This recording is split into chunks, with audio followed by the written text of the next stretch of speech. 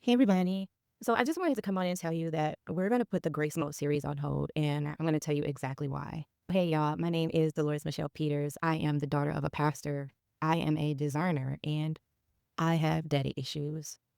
So that's in its matters because if you haven't been able to say something like that for yourself yet, Grace Mode will not land the way it's meant to. It will hurt you instead of heal you. Grace Mode is designed to do three things. One, to help you judge righteously. Number two is to help you heal deeply. And number three is to help you move freely. Not judge yourself to death, not excuse abuse, and not to keep you stuck in spiritual or emotional fog. I started to see a pattern. Daughters who have not confessed, addressed, or started healing their daddy issues were really just taking grace mode and turning it into, let me give more chances, or let me pray harder instead of setting boundaries, or let me forgive and forget and keep going back. That is not grace mode, y'all. That's survival mode dressed up in church clothes. There was a time when I did the same thing, literally the same thing. I confused grace with like self erasure. I thought being graceful meant absorbing everyone else's harm in silence. I stayed quiet. I stayed small. I stayed where God was clearly telling me to leave. I called it loyalty. I called it honor. I called it forgiveness. But y'all, that wasn't grace. That was fear. That was conditioning. That was a daughter with deep father wounds trying to earn love and earn safety. So if your daddy issues are unspoken, unprocessed, untouched, be kind becomes allow mistreatment, or be patient becomes stay in cycles, or show grace becomes never hold anyone accountable. Honor becomes never tell the truth about what they did to you.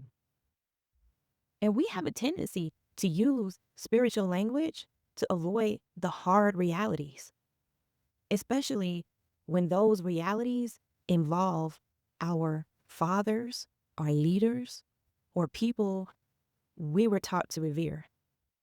I had to stop and ask, what does it mean to talk about grace to a daughter who has never been allowed to name her wounds?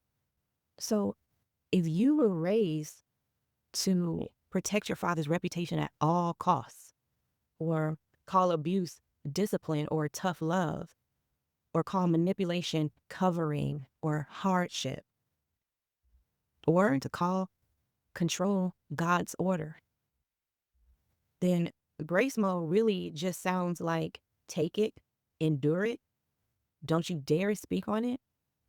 But sis, that is not what I'm building here. And that is not what you need. Before we talk about grace mode, we need to talk about confession. We need to talk about clarity, confronting the real story, choosing safety. Confession is not just, I've done wrong.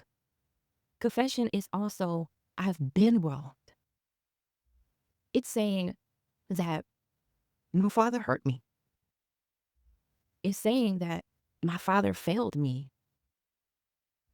It's saying that my father taught me patterns that still live in my body and in my choices. That confession frees you, because as long as you refuse to say it, you will keep protecting the very dynamics that are destroying you. Addressing it means that you stop minimizing. You stop saying, oh, well, he did his best, or it wasn't that bad, or other people had it worse, or I turned out fine. But did you though? Did you?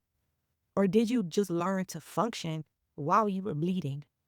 When you start the healing process, y'all, that looks like letting yourself grieve. It's allowing anger to come to the surface instead of stuffing it down.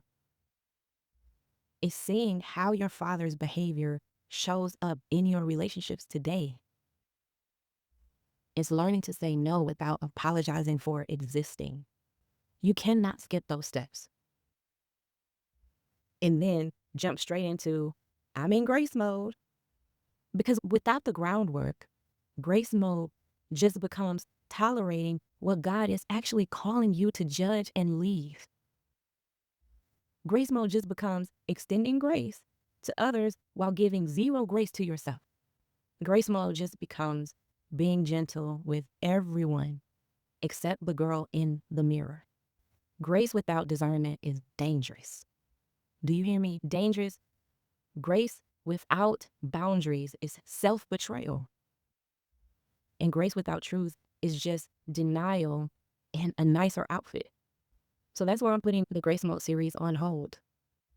Not because grace is unimportant, but it's because it's too important to be mishandled. We need the foundation first, right? We need to build the foundation first with confession. My name is Dolores Michelle Peters, and I have daddy issues. You start with clarity. Here is how those issues showed up in my life. And it starts with courage. The courage to say, I'm allowed to say this, even if it makes other people uncomfortable. It starts with a commitment that I will not use grace as a reason to stay in what's killing me. And once we do that work together, the grace mode is going to hit completely different. Grace mode will then look like what it really is, which is telling the truth about what happened. It's refusing to romanticize or sanitize abuse. It's forgiving in a way that does not cancel consequences. Grace mode is choosing peace, distance, or no contact when needed. The grace mode is extending compassion for yourself and to yourself first. So you stop bleeding out on everybody else. So right now, the assignment is daddy issues, naming it, understanding them, disrupting them. And this is where our focus has to be. Because if we don't deal with the father wound, we'll keep dragging it into every conversation about grace, mercy, loyalty, and love.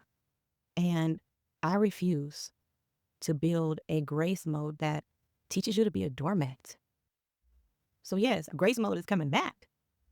But when it returns, it will meet daughters who have confessed, who have told the truth, who have started the work of healing, and who are learning to judge righteously, not just endure silently.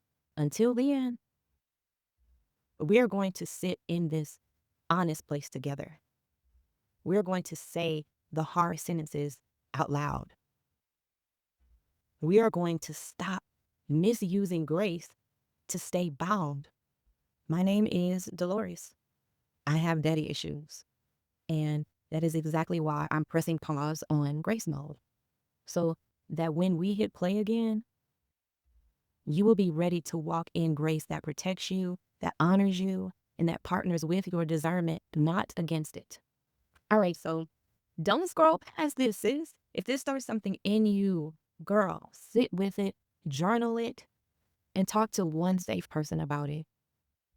Get in the comments and tell me what hit you the most. And share this with a daughter who needs to know she is not crazy. Girl, you ain't crazy. You discerning. Let's keep walking this out together. And remember, you are important to me. I need you to survive. I love you. Bye-bye for now.